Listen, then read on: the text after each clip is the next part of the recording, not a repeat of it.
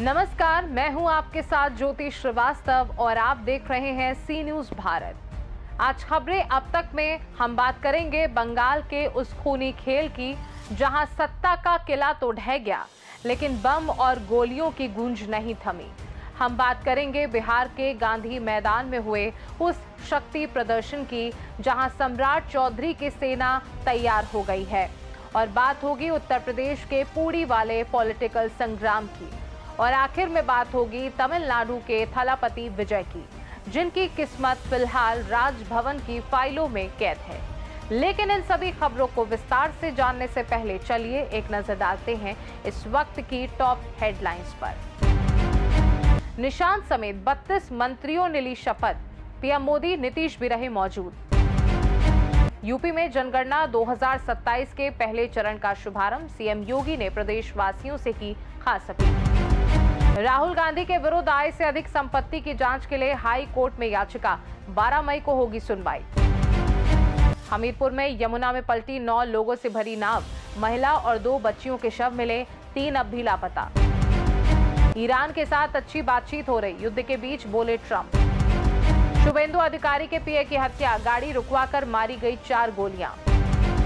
Court की निगरानी में हो शुभेंदु के पीए की हत्या की सीबीआई जांच, टीएमसी की मांग। हत्या का राजनीतिक कनेक्शन लग रहा, पीए के मर्डर पर बोले शुभेंदु अधिकारी। सोने चांदी ने तोड़े सारे रिकॉर्ड, सोना 1,51,000 और चांदी 2,51,000 के पार। गिरावट के साथ बंद हुआ शेयर बाजार, सेंसेक्स 114 अंक गिरा, निफ्टी 24,326 के स्तर पर बंद। तो चलिए शुरू करते हैं खबरों का सिलसिला और सबसे पहले बात करते हैं अपने पहले मुद्दे के बारे में। बंगाल की सत्ता बदल गई, ममता का 15 साल का किला ढह गया, लेकिन नहीं बदली तो वो है बंगाल की रक्त रंजित राजनीति। वो हिंसा जिसने कल रात उत्तर 24 परगना के मध्यम ग्राम को गोलियों की तड़तड़ाहट से दहला दिया। ये हमला किसी आम आदमी पर नहीं, बल्कि बंगाल की सियासत के सबसे बड़े चेहरे और भावी मुख्यमंत्री माने जा रहे शुभेंदु अधिकारी के दाहिने हाथ चंद्रनाथ रथ पर हुआ है। एक ऐसी साजिश जिसे सुनकर आपकी रूह कांप जाएगी। वहीं इस घटना के बाद सवाल उठ रहे हैं कि क्या ये भवानीपुर में ममता बनर्जी की हार का बदला है? क्या बंगाल की जीत का जश्न अब मातम में बदला जाएगा? आइए जानते हैं इस घटना की पूरी कहानी।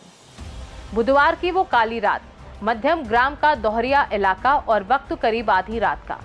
भाजपा के कद्दावर नेता और भावी मुख्यमंत्री माने जा रहे शुभेंदु अधिकारी के पीए चंद्रनाथ रथ अपनी स्कॉर्पियो से गुजर रहे थे। वो बेखबर थे कि मौत उनका पीछा कर रही है। अचानक एक सफेद कार ने उनकी गाड़ी को ओवरटेक कर रास्ता रोका और तभी अंधेरे को चीरते हुए बिना नंबर प्लेट वाली एक मोटरसाइकिल पास आकर रुकी। हेलमेट पहने हमलावरों ने बिना एक पल गवाए ग्लॉक 47X जैसी अत्याधुनिक पिस्टल से तड़ातड़ गोलियां बरसाना शुरू कर दी। करीब 10 राउंड फायरिंग हुई। सन्नाटे को चीरती गोलियां सीधे चंद्रनाथ के सीने, पेट और सिर में जा धंसी। हमलावर इतने पेशेवर थे कि उन्हें पता था कहां वार करना है। चंद्रनाथ के शरीर से 5 गोलियां निकाली गई हैं, जो इस हमले की भयावहता बताने के लिए काफी हैं। ड्राइवर भी लहूलुहान होकर अस्पताल में जिंदगी की जंग लड़ रहा है।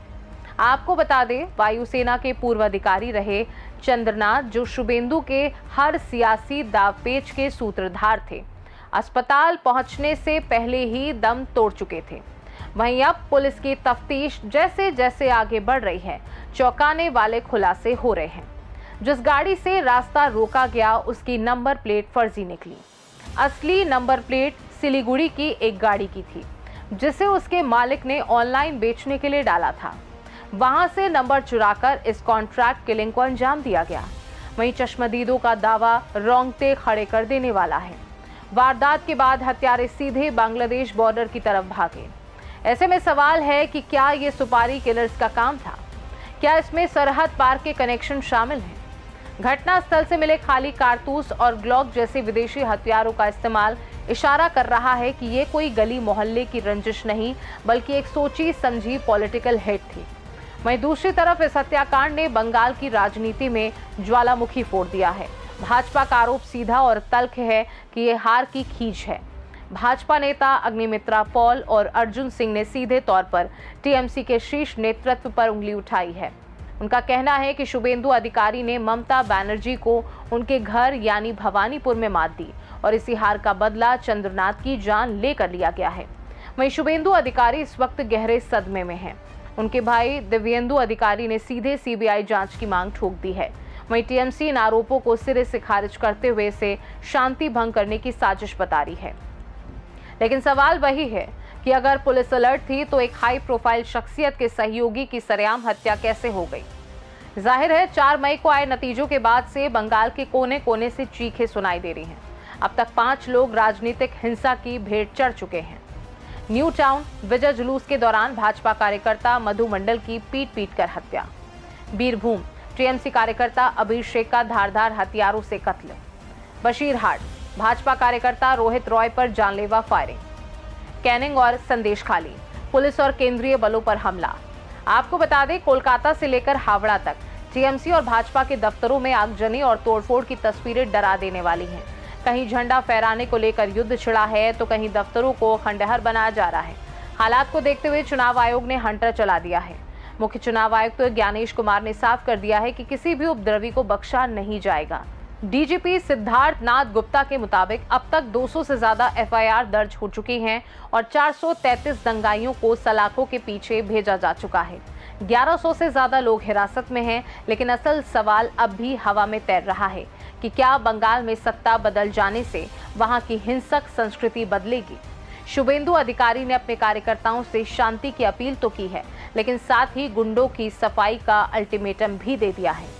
चंद्रनाथ रथ का सपना था अपने नेता को मुख्यमंत्री की कुर्सी पर बैठते देखना, लेकिन शपथ ग्रहण से पहले ही उनका खून मध्यम ग्राम की सड़कों पर बह गया। यह हत्या आने वाले दिनों में बंगाल की राजनीति को और कितना हिंसक बनाएगी, ये सोचकर ही रूह कांप जाती है। खैर, बढ़ते हैं अपनी अगली खबर की ओर। बिहार की सियासत का सबसे बड़ा पावर शो आज पटना के गांधी मैदान में दुनिया ने देखा। प्रधानमंत्री नरेंद्र मोदी और अमित शाह की मौजूदगी में सम्राट चौधरी की टीम ने वो हुंकार भरी है जिसकी गूंज दिल्ली तक सुनाई दे रही है।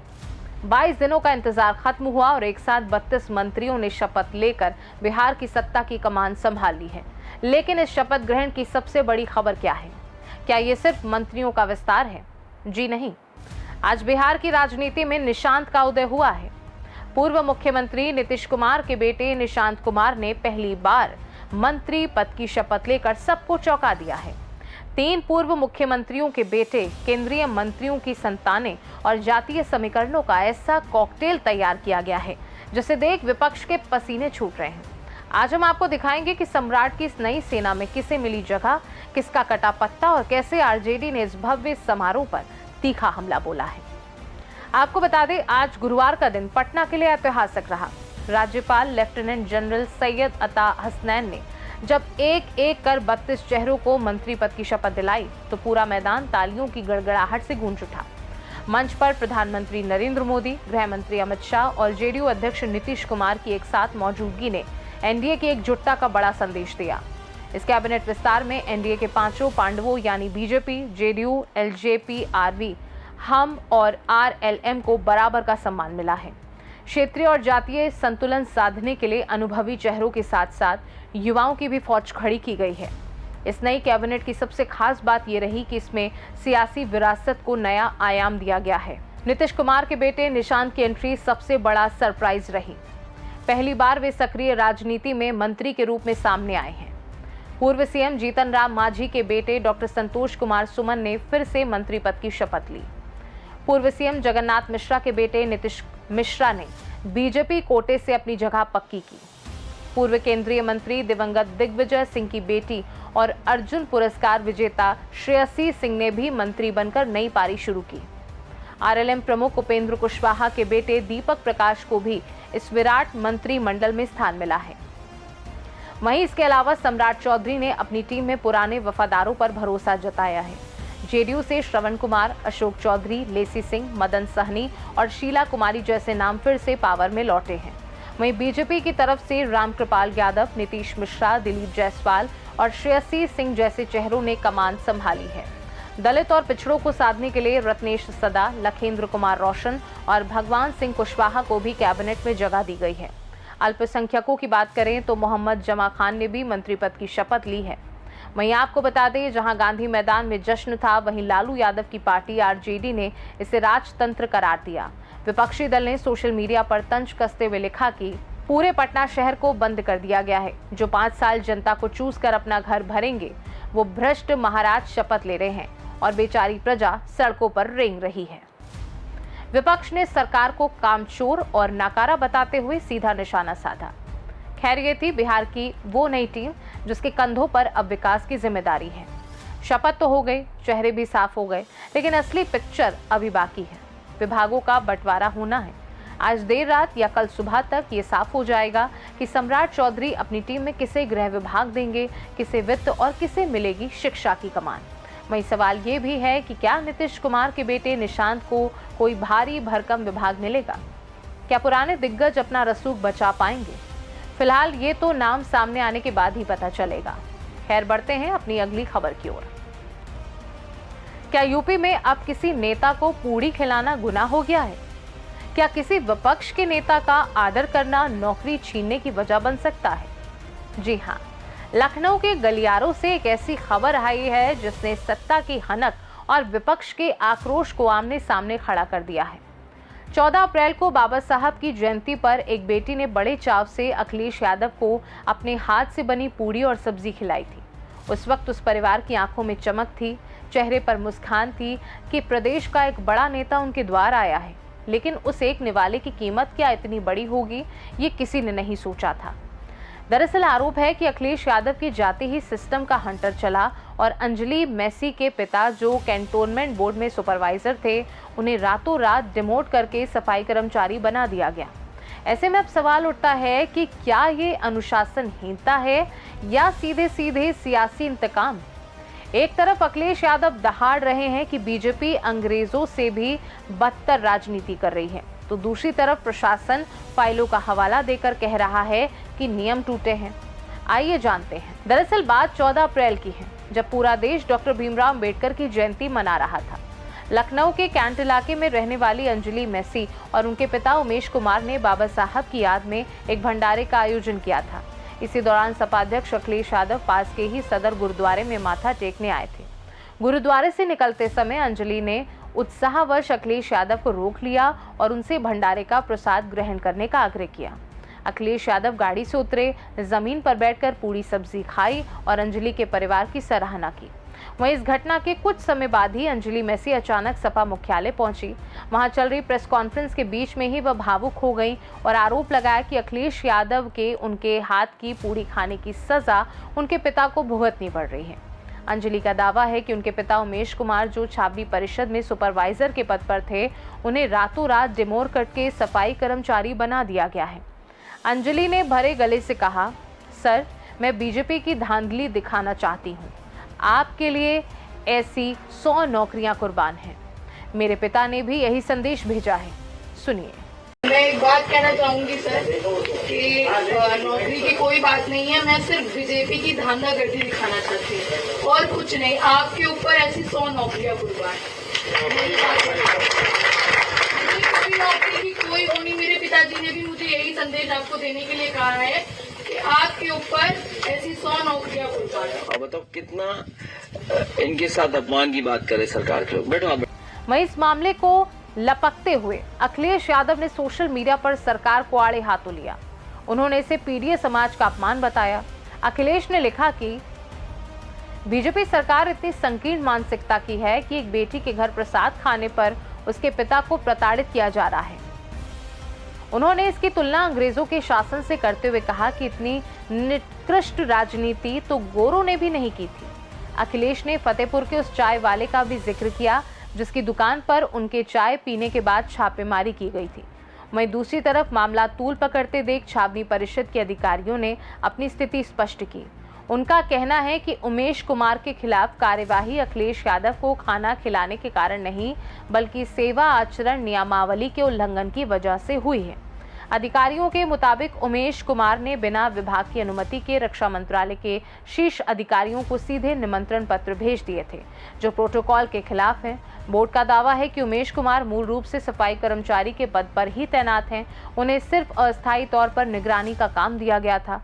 अब उन्हें वापस उनके मूल पद पर भेजा गया है, जिसे डिमोशन कहना गलत है। उन्हें अनुशासनहीनता के चलते गेट ड्यूटी से हटाकर स्कूल में तैनात किया गया है। आपको बता दें, अखिलेश यादव ने इस घटना को एक पुरानी कड़ी से जोड़ा। कुछ समय पहले फतेहपुर में अखिलेश ने एक स्थानीय दुकानदार की दुकान पर चाय पी थी।